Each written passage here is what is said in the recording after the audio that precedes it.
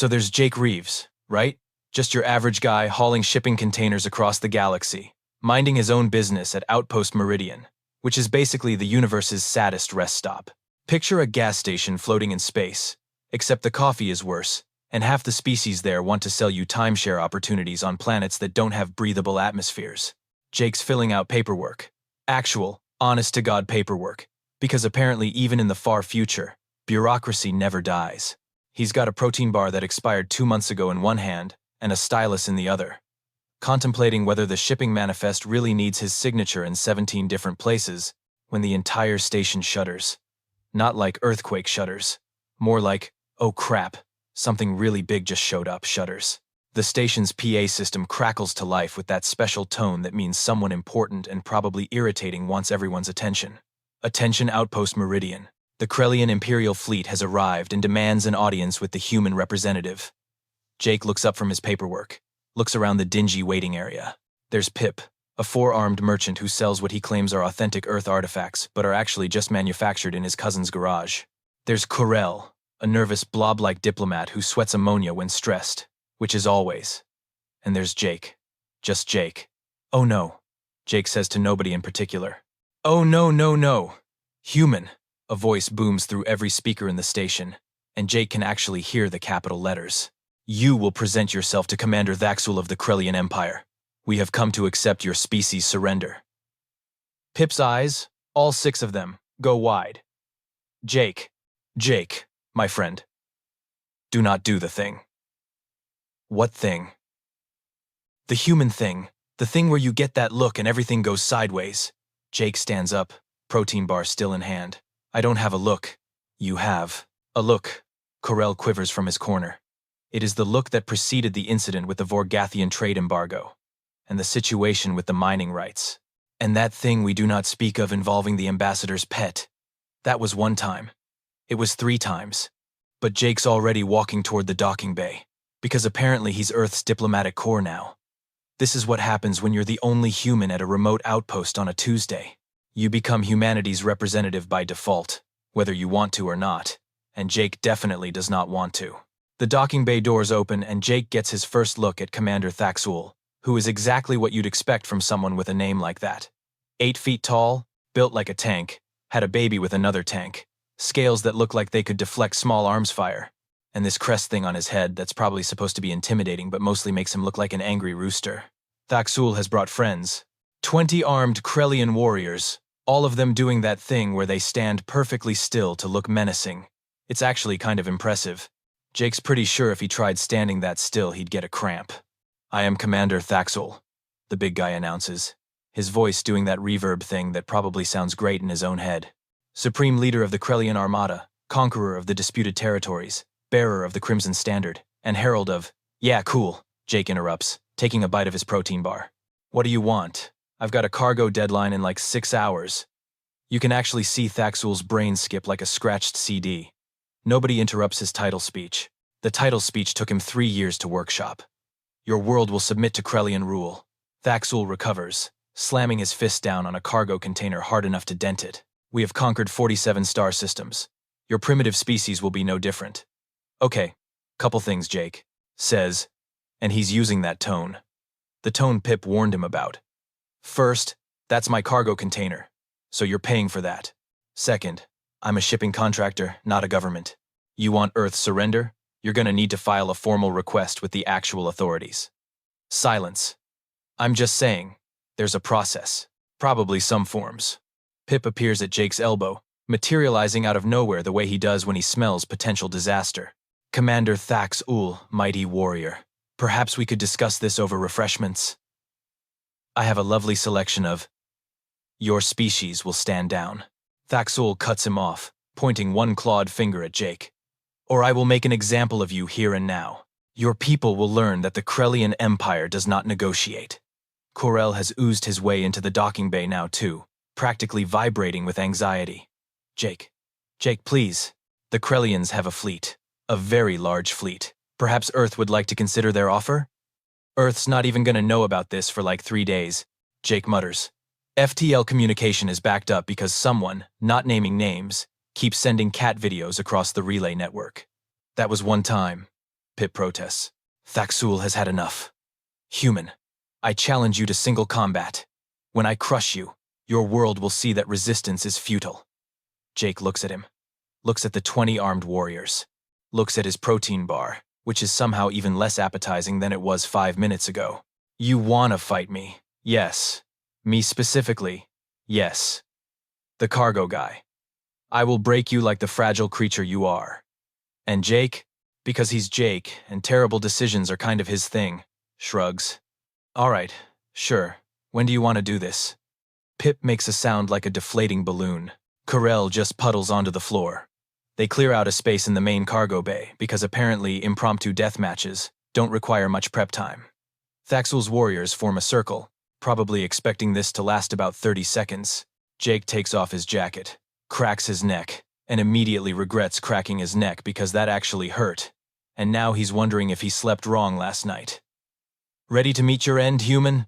Thaxul flexes, and his scales do this rippling thing that's genuinely impressive from a biological standpoint. Quick question, Jake says. Did you guys actually research humans before coming here, or was this more of a wing-it situation? We know everything we need to know. You are weak, soft. Your planet is barely unified. You have no significant military presence in this sector. Right. But did you look up anything else? Check the forums? Read the reviews? Thaxul charges. Here's the thing about Krellians. They're strong, they're fast, they're natural predators from a high-gravity world, and they've built their entire military doctrine around overwhelming force. What they're not good at is dealing with opponents who don't follow the script. Jake sidesteps. Not gracefully, not like an action hero. More like a guy avoiding a puddle on the sidewalk. Thaxul barrels past him and slams into a support pillar hard enough to leave a dent. Oof, Jake says. That's gonna bruise. From the observation deck above, more aliens have gathered. Word travels fast on a small station. There's a Zentari trade captain up there, and Jake can hear her groaning. Oh no, is that a human? Pip, is that a human? Yes, Captain Rel, Pip calls back, wringing 2 of his 4 hands nervously. Which kind? I think just a regular one. What? There's no such thing as a regular one. Thaxul has recovered, and he's circling now, more cautious. You are fast. For vermin. Thanks, I do cardio. Jake's moving too, keeping a cargo container between them. So nobody told you about the endurance thing, huh? What endurance thing? One of the Krellian warriors mutters. Oh man, another alien in the crowd says. Looks like a Vorlaxian, if Jake remembers his xenobiology. Oh man, they don't know about the endurance thing. Thaxul lunges again. Jake ducks under a cargo net, rolls, comes up near the environmental controls. Thaxul is already breathing heavier. Jake is barely winded. Here's the thing about humans, Jake says, like he's explaining why his cargo shipment is late. We're persistence hunters. Back on Earth, we used to chase animals until they literally died of exhaustion. For fun. As a hobby. Lies, Thaxul snarls, but he's slowing down. Also, Jake continues, dodging another swing, we're spite-driven. Deeply, fundamentally motivated by pettiness. You know what humans call a hopeless situation? Tuesday. Captain Rel is leaning over the railing now. Is he giving the speech? Pip, he's giving the speech. I told him not to do the thing, Pip wails. We once had a war that lasted 100 years because somebody was rude about a crown, Jake says, and now he's starting to smile. That smile, the one Pip was worried about. We've held grudges for generations. We've got a whole subset of our species that runs marathons for entertainment. Marathons? Thaxul. 26 miles of voluntary suffering. Thaxul swings wide. Jake blocks with a piece of cargo equipment. And the best part? Jake's voice drops. I'm not even military. I'm not a soldier. I'm not enhanced. I'm literally just a guy who moves boxes for a living. That's when Thaxul realizes he might have made a mistake. Thaxul is sweating now. Actual beads of moisture rolling down those armored scales, which Jake didn't even know was possible. The commander's breathing sounds like a broken air conditioner, all wheezing and rattling, while Jake looks like he just finished a light jog. You know what the worst part is? Jake says, circling casually with his hands in his pockets. This isn't even hard. I'm not trying to humble brag here, but I'm literally just walking around and you're the one doing all the work. Thaxul roars and charges again, because when you're a Krellian commander and things aren't going your way, the solution is always more violence. It's worked for 47 planets. Why wouldn't it work now? Jake steps aside at the last possible second, and Thaxul crashes into a stack of shipping containers with a sound like a car accident. The containers topple. Supplies spill everywhere. A box labeled, fragile. Zentari glassware shatters spectacularly. Oh, come on, Jake sighs. That's coming out of someone's paycheck. Up on the observation deck, the crowd has grown. There's gotta be 50 aliens up there now. Every species currently docked at Outpost Meridian. Someone's taking bets. Jake can hear the exchange. 5 credits on the human, a Vorlaxian says. I'll take that action, another replies. The Krellians got reach and mass. Yeah, but look at him. He's already gassed. Humans don't get tired. That can't be true. Oh, it's true. I once saw a human on Station 17 run on a machine that went nowhere for 2 hours. 2 hours, just running in place. When I asked why, he said it was stress relief. A collective shudder runs through the alien crowd. Thaxul pulls himself up, scales scraped and pride wounded. Stop. Moving. No, I don't think I will, Jake says, and there's that smile again. See, here's what you didn't understand about humans when you rolled up here with your fleet and your speech. We don't fight fair, we fight mean. There's a difference. He picks up a wrench from a nearby maintenance kit, not to use as a weapon, just to fidget with it, tossing it from hand to hand while Thaxul watches like it might explode. Fighting fair is what you do. Honor codes and challenges and all that stuff. Fighting mean is what we do. It's psychological. It's about making you so frustrated that you beat yourself. Jake tosses the wrench up, catches it. Case in point. You're about to charge me again, aren't you? Thaxul charges. Jake tosses the wrench at his feet. The Krellian commander trips, stumbles, goes down hard on one knee. It's not dignified. It's not combat-worthy footage. It's just embarrassing, called it, Jake says. Pip has his face in all 4 hands. This is exactly what I warned him about. The human thing. Why does he always do the human thing? Coral has somehow produced a small flag from his gelatinous mass. It says Go Jake in shaky lettering. I made a flag, he says weakly. I stress craft. Thaxul is back on his feet. But something's changed. His warriors are shifting uncomfortably. Their commander, their supreme leader, their conqueror of 47 systems, is getting styled on by a cargo hauler, in front of an audience. The footage is probably already being uploaded to the galactic net. You want to know the real kicker? Jake says. And now he's walking toward Thaxul instead of away. I'm having a bad day, like genuinely terrible. My shipment's late, I missed breakfast, my back hurts from sleeping on that terrible station cot, and I've got a stress headache that won't quit. And I'm still winning. That should tell you something about how bad of an idea this was. Captain Rel leans over to the Vorlaxian next to her. How long has it been? 12 minutes. Krellians usually win fights in under 2. I'm aware. That human's not even sweating. I'm very aware. Thaxul throws. A wild haymaker. Telegraphing it so hard, Jake has time to check his watch before dodging. The fist whistles past his ear and punches clean through a metal support beam. Okay, that's actually impressive, Jake admits. Terrible form, but impressive force. You've got the raw power thing down. It's just the strategy part you're struggling with. I will end you, Thaxul pants. Yeah, you keep saying that. It's been like 15 minutes. Maybe we should take a break? Hydrate? I've got some electrolyte packets in my ship. One of the Krellian warriors actually laughs. Just a short bark of sound before he catches himself. Thaxul's head snaps toward him and the warrior goes rigid. That's the moment. That's when Jake sees it. The commander's lost his crew. They're not scared of Jake. They're embarrassed for their boss.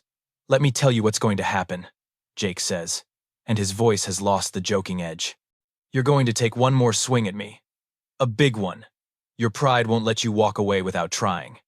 And it's going to fail. And then you're going to have a choice. Thaxul is trembling now. Rage or exhaustion, Jake can't tell. Maybe both. Here's some free advice from a guy who moves boxes, Jake continues. Walk away. Tell your fleet there was a miscommunication. Make up whatever story you want. Because if you keep pushing this, if you actually make me try, it's gonna get really ugly really fast. The station is dead silent. Even the life support systems seem to be holding their breath. Thaxul stands to his full height, pulls back his arm, and puts everything he has left into one final strike. Time does that weird thing where it slows down, but also speeds up at the same time. Jake can see every detail of Thaxul's final attack. The way the commander's muscles coil under those scales. The determination in his eyes, mixed with something that might be desperation. The claws extending from his fist like organic knives, meant to tear through armor plating. It's a perfect strike. Textbook Krellian combat form. The kind of blow that would cave in a reinforced bulkhead. The kind that's ended battles before they really started. Jake moves. Not away. Into it. He steps inside Thaxul's reach. Closer than anyone should get to a Krellian in combat. So close he can smell whatever the alien equivalent of fear sweat is. The massive fist whooshes over his shoulder, all that power and momentum hitting nothing but air. And Jake, in that tiny pocket of space where he's suddenly too close for Thaxul to hit him effectively, does something very simple. He pushes. Not hard. Not some dramatic action hero shove. Just a firm, two-handed push to Thaxul's center of mass, right where the commander is already off balance from the missed strike. Physics does the rest. Thaxul stumbles backward, trips over his own feet, and goes down. Hard. The impact shakes the deck plating. Somewhere, another box of something expensive probably just broke. Jake stands over him, barely winded, and waits. Thaxul lies there for a moment, staring up at the cargo bay ceiling, processing what just happened. His warriors haven't moved. The crowd on the observation deck is silent. Even Pip has stopped wringing his hands. "You're just one human," Thaxul says finally, and there's something in his voice that wasn't there before. Not anger. Something closer to confusion. Disbelief. He says it like he's trying to understand a fundamental truth of the universe that suddenly stopped making sense. Just one. We have a fleet, an empire. I am a trained warrior. You're just one human. Jake tilts his head, and that smile comes back. Not mocking. Almost sympathetic. "I know," he says quietly. "That's why I feel bad for you." Thaxul blinks. "What? I feel bad for you?" Jake repeats, offering his hand. "Because you picked a fight with just one human. And just one human was enough. Think about how that's going to play out when you tell your superiors. Think about what happens if you actually piss off enough of us that we stop being cargo haulers and delivery men and tourists." The commander stares at the offered hand like it might be a trap. "We've got about 8 billion of us back home," Jake continues. "Most of them way meaner than me. Way more creative. I'm just a guy who lifts boxes and flies routes. I haven't seen combat. I haven't trained for this. I don't even particularly like fighting. But I grew up on a planet with worse gravity than this station. I run for fun because I'm an idiot, and I really, really don't like bullies." Thaxul still hasn't moved. "So here's the thing," Jake says, hand still extended. "You can take the hand. Get up. Tell your fleet that humans aren't worth the trouble. Which honestly we're not. We're exhausting to deal with. Or you can stay down there, and I can make this worse. Your choice." From the observation deck, Captain Rel whispers to the Vorlaxian. "Is he negotiating? In the middle of winning?" "Humans," the Vorlaxian whispers back. "They're all insane. Every single one." Thaxul looks at his warriors. They're not meeting his eyes. He looks at the crowd above. Every species represented there has suddenly found something fascinating about their feet or tentacles or whatever they have. He looks back at Jake, who's still standing there with that patient expression, hand out, like he's got all day. The commander reaches up and takes the hand. Jake pulls him to his feet. It takes effort. Krellians are heavy. Jake's pretty sure he's going to feel that in his lower back tomorrow. "Smart choice," Jake says. Thaxul dusts himself off with as much dignity as he can muster, which isn't a lot. The Krellian Empire will reconsider its position regarding Earth. Probably for the best. We will withdraw. Cool. This is not over. Yeah, it is, Jake says, not unkindly. "Look, I get it. You've got a reputation to maintain, empire to run, all that. But between you and me, Earth's not even the scary humans. We're the lazy ones. The ones who left because space had better job opportunities and less traffic. The really scary ones stayed home. You don't want to meet them." Thaxul considers this. Considers the fact that he just got beaten by a self-described lazy human. Does some mental math that clearly doesn't comfort him. "We will leave?" he says finally. "Good call." The Krellian warriors file out, their commander leading them with his head high but his pride in tatters. They board their ships without another word. Within 10 minutes, the fleet that arrived demanding surrender is breaking orbit, putting distance between themselves and Outpost Meridian as fast as their engines will carry them. Jake watches them go from the observation deck, standing next to Pip and Corell. You know they're going to talk, right? Pip says. Word's going to spread. The empire that conquered 47 systems got sent running by one cargo hauler. Yeah, Jake sighs. That's going to make things weird. Weird how? Corell quivers. I'm probably going to have to fill out an incident report. Those are like 8 pages long. 3 hours later, Jake's back in his ship. Well, ship is generous. It's more like a cargo truck with a hyperdrive strapped to it, held together by duct tape, prayers, and what Jake's pretty sure is spite at this point. The Daisy May, named after his grandmother, who also refused to die no matter what the universe threw at her. He's filling out the incident report. Question 17 asks him to describe the nature of the diplomatic incident in detail, using approved terminology from Appendix G of the Interstellar Relations Manual. Jake types, "Guy wanted to fight. We fought. He left." His communication console beeps. Finally, he's been waiting for Earth Command to respond for the past 4 hours. He hits the accept button, and a bored-looking officer appears on screen. Lieutenant Rodriguez, according to her name tag. She's eating a sandwich. Reeves, this is Earth Command Station 12. We got your priority message about a Krellian Imperial fleet at your location. Can you confirm the situation? Yeah, about that, Jake says. It's handled. Rodriguez stops mid-bite. Handled? They left. Probably not coming back. The Krellian Imperial fleet. The one that conquered 47 systems. That fleet. That's the one. Rodriguez puts down her sandwich, pinches the bridge of her nose, takes a long breath. Reeves, Jake, what did you do? In my defense, they started it. Oh my God. Their commander challenged me to single combat. I won. They left. It was very straightforward. You fought a Krellian commander. Yep, and won. I mean, I wouldn't say won. More like he got tired and I didn't. Rodriguez is typing something off screen, probably pulling up his file. Her eyes go wide. You're not even military. Your record says you're a cargo contractor. Class C license. 3 speeding violations. Nothing about combat training. That's accurate. How did you... She stops herself. No. You know what? I don't want to know. I don't want to know. I don't want to know. I don't want to know. I don't want to know. I'm going to log this as a successful de-escalation through diplomatic channels. You didn't fight anyone. You had a conversation. A very peaceful conversation. I definitely fought him. You had a conversation, Reeves. There was property damage. Corell has footage. Rodriguez leans so close to the camera, her face fills the entire screen. Listen to me very carefully. If I report that a single cargo hauler beat up a Krellian commander and scared off their entire fleet, do you know what's going to happen? Every wannabe warrior species in this sector is going to show up at Earth looking to prove themselves. We're going to have a line of challengers from here to the outer rim. Is that what you want? Jake considers this. That does sound annoying. So annoying, Reeves. Okay, peaceful conversation. Got it, thank you. Rodriguez retrieves her sandwich, takes a bite, chews thoughtfully. Out of curiosity, and completely off the record, how bad did you beat him? I made him trip over a wrench. She actually smiles. Just for a second.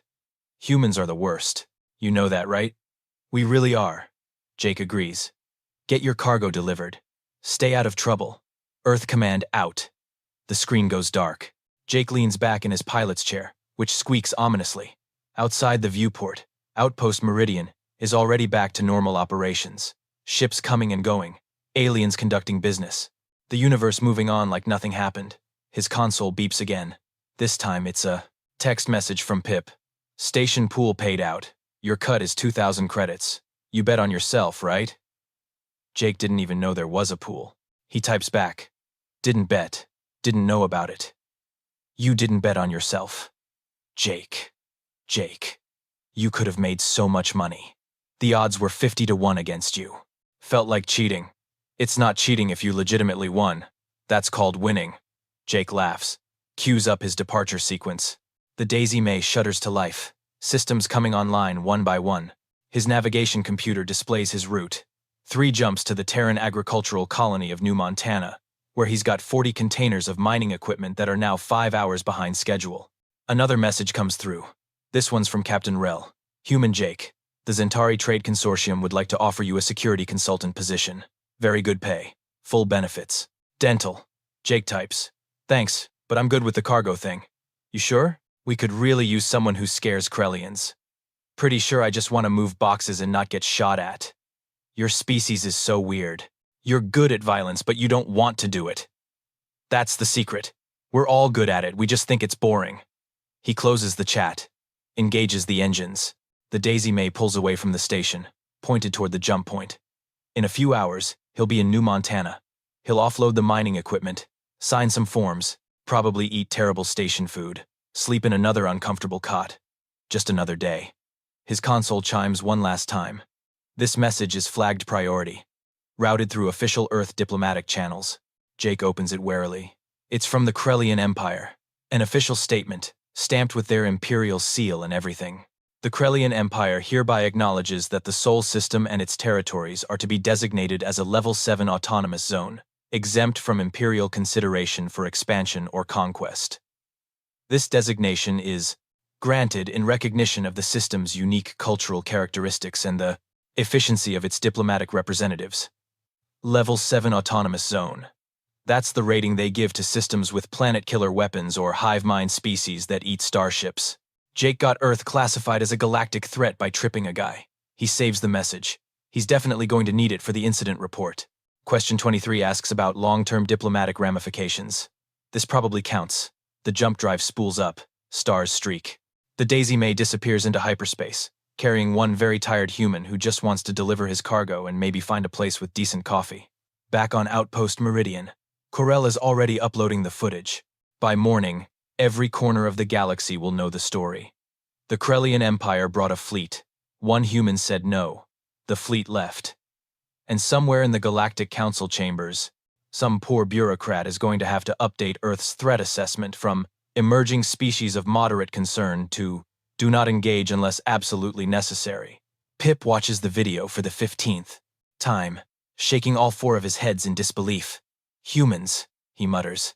I'm never betting against them again. The wrench is still on the cargo bay floor where Jake dropped it. Someone's going to trip over it eventually. It's going to be very embarrassing. Just like Thaxul's entire afternoon.